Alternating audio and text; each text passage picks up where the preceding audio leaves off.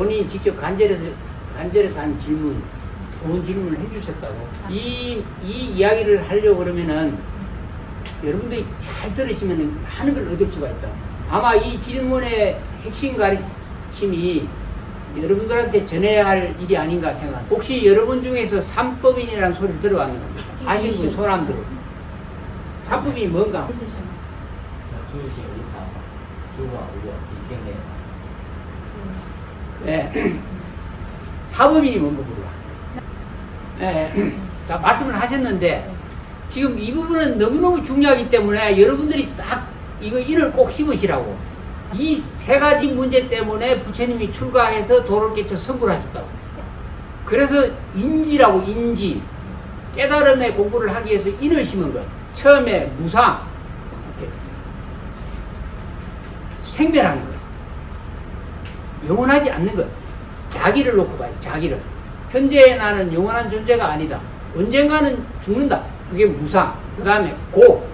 태어나는 모든 존재는 고통과 괴로움을 받는다. 다른 사람 이야기할 것 없이 자기를 보고 반드시 나는 마지막에 죽음의 고통을 받고 떠나야 한다. 사는 동안까지 우리는 고통과 계속 함께 해야 된다. 이 문제를 해결하기 위해서 우리는 고심해야 온다고. 시시각각으로 찰나찰나 변하는 나. 언제나 고통과 괴로움, 병은 항상 나와 함께 따라다니는 것. 세 번째, 무아. 닭이라고 하는 실체라는 것이 존재하지 않는 것. 허상이다. 그림자. 나라고 할 만한 것을 찾을 수 없는 존재라고. 무상고 무아. 그것이 바로 지금 자기라고. 한번 생각을 한번 해보시라고. 서가모니 부처님이 이 문제를 해결하지 못했기 때문에 출가를 하셨다고. 지금 육근으로 보고 듣고 말하고 행동하고 하고 있는데도 불구하고 자기라고 할 만한 것은 찾을 수가 없는 것이 자기인 줄 알고 통곡을 하지. 통곡을. 여러분들 다르지 않다고. 여기서 찾을 것이 아무것도 없다고. 이 몸을 구제할 수가 없다고. 차가 무엇인지 찾기 위해서 차를 싹 분해하면 아무것도 없다고. 남는 것이 없다고. 여기서는 아무것도 자기라고 하는 건 찾을 수가 없다고. 석가모니 부처님이 왕자로 태어나서 곧 왕이 될 뿐이라고. 100년 안에 사라질 자기를 보니까 왕이 너무너무 험하고 영원히 자기를 보장해 줄 수 있는 사람이 아무도 없다고. 왕의 힘이 하나도 없는 거라고. 나라의 모든 사람의 왕인데도 불구하고 능력이 없는 거라고. 너무나 허망하고 기가 막혀서 나는 저 생명 가진 모든 국민들을 살릴 길이 없다. 이렇게 어떻게 이렇게 내가 왕을 할 수가 있는가.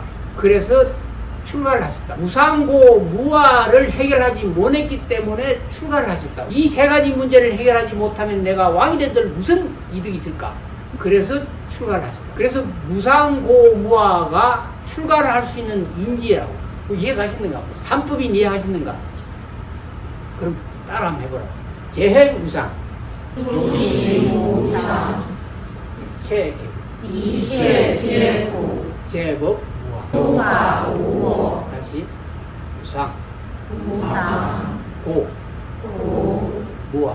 我 혹자는 자기 자신이 영생하는 자기가 있다고 생각하는 종파가 있다고. 나라고 하는 존재가 영원히 존재한다라고 하는 생각을 가진 사람들이라고.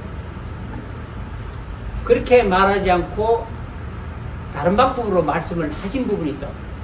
이 부분을 정확하게 이해하지 못하면은 어느 단계 올라가면은 공부를 할 수가 없다고. 진실을 알기가, 진리를 알기가 참으로 어려우니 차근차근히 가르침 따라 수행을 해나가기를 바란다. 무상고무와 삼법의 그 세 가지를 해결하시고 난 다음에 얻은 것이 무엇인가?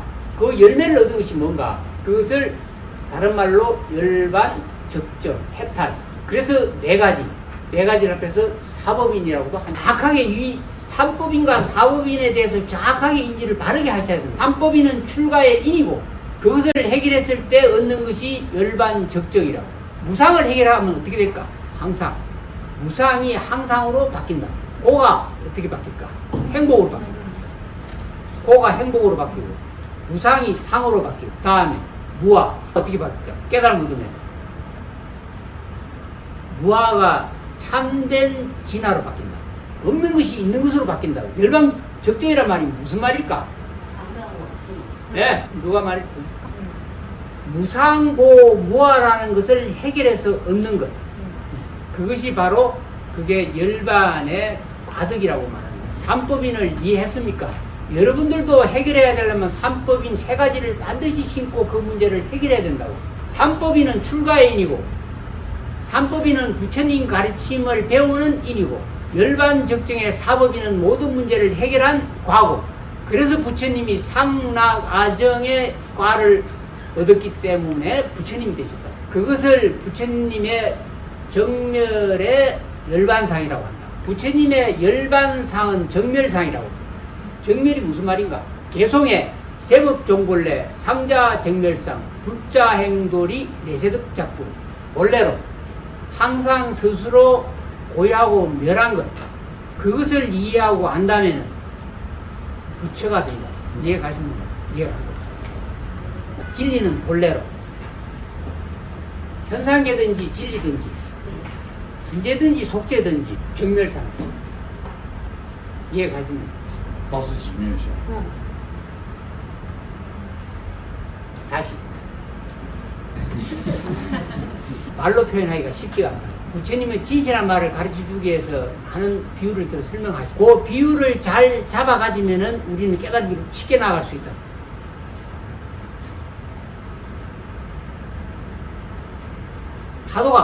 파도가 날이 무지무지 추워가지고 파도 치면서 얼음이 됐다.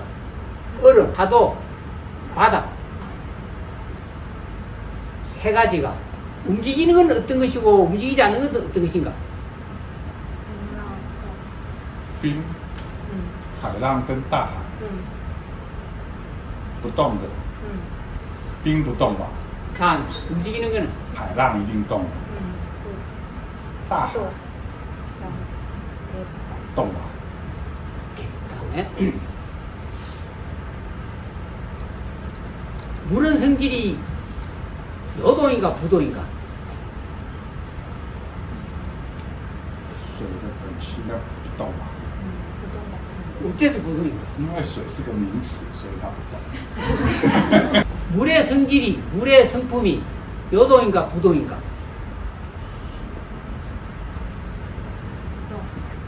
부동. 어째서 부동인가? 那个刚刚说那个本性是永恒的道理的话，它就是不动的。 아니 물이 끊임없이 움직인대. 会因为环境的，就是就像变成冰，它是因为环境，就是周围的缘让它在变动，但本性是不动。 말 잘했다. 물은 물의 본래 성질은 부동이라고. 왜 움직일까? 가마 있는 물을 요동치게 하는 것은 인연 연기라고. 인연이 닿지 않으면 물은 부동이라고. 물의 성질은 부동이라고. 바람과 온도와 이런 주위의 환경 때문에 움직일 수밖에 없게 된다고. 파도와 얼음과 물이 정멸상인가, 노동상인가, 부동상인가? 机面相， 여기서 파도가 아무리 치도 그 파도는 부동상, 정멸상이라고. 생하든지 멸하든지 상관없이 정멸상이라고. 좀 이해가 가는가? 다음에 바람이 요동인가 부동인가? 성질이 부동. 선풍기 에어컨 바람 때문에 흔들린다고. 인연 연기가 닿지 않으면 모든 것이 부동이라고. 인연 연기로서 이렇게 움직이게 이렇게 모양이 보이는 이 바람을 정멸상이라고 한다. 이해가 좀 가시는가? 일체 제법은 유정무정 할 것 없이 생하고 멸하는 거 할 것 없이 모든 존재가 정멸의 상이라고. 항상 정멸상이라고. 정멸상은 생멸과 불멸을 함께 불이로서 갖고 있다고. 그 모습은 생멸이지만 속에는 항상 불멸상을 가지고 있다. 불이의 성질 속에, 불이의 성품 속에 정멸과 생멸을 동시에 가지고 있다고. 생멸과 불멸을 동시에 가지고 동시에 행하는 것이 정멸상이라고. 만약에 내가 깨달음을 얻어서 생멸과 불멸을 동시에 잡아 가진다면 그것을 정멸상이라고 한다. 이해가 조금 가시는가? 比较听得懂一点。可是这样不是很无聊吗？当你看所有的世界都是全部都海，不会很无聊吗？ 왜? 为什么无聊呢？ Why？因为有我你怎么会无聊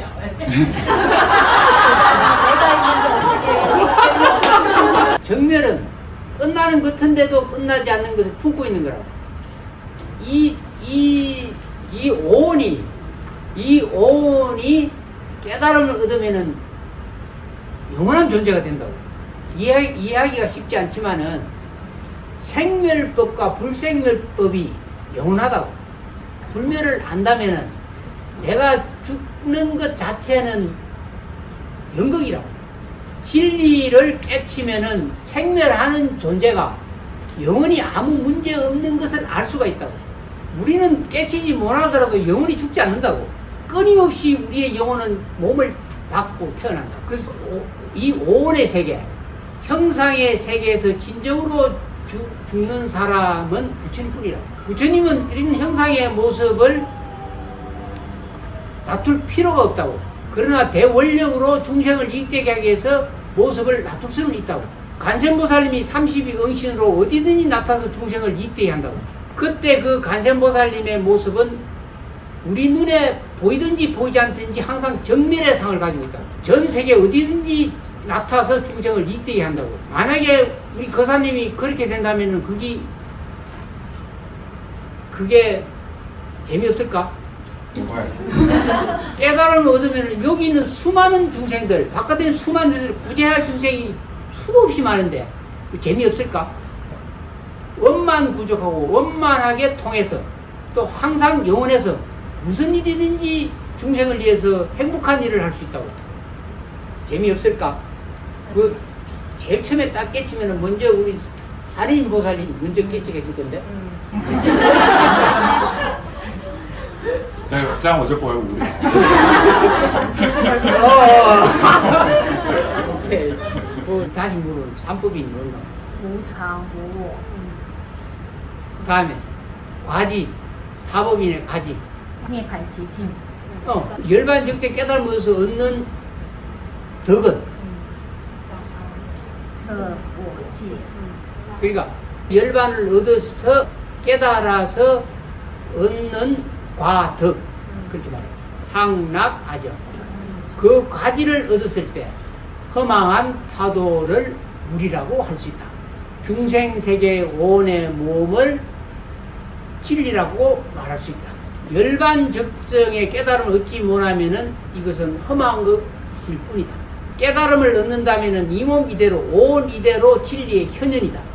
영원히 중생과 부처가 불이로서 하나 된다. 이해가 가시는 거. 위대한 가르침이라고 부처님 가르침. 그것을 소리를 통해서 깨달을 수가 있다고. 깨달은 것은 가장 보편적이고 위대한 수행의 방법을 가르쳐 놓은 것이 이거는 수행이라고. 내가 대만 오면은 이 말만 기가 따갑게 할 거라고. 소리를 통해서 깨달음을 얻는데 그 첫째 끈이 해조음이라고. 먼저 생명이 살아 후비치는 소리를 자각하라고. 자기의 생명의 소리는 들을 수가 없다고. 우선 먼저 바닷가에서 해조음 소리를 들으라. 편안하게 몸과 마음을 내려놓고 편안하게 들으라. 어느 날 마음이 고요하고 적정의 상태가 올 때가 온다.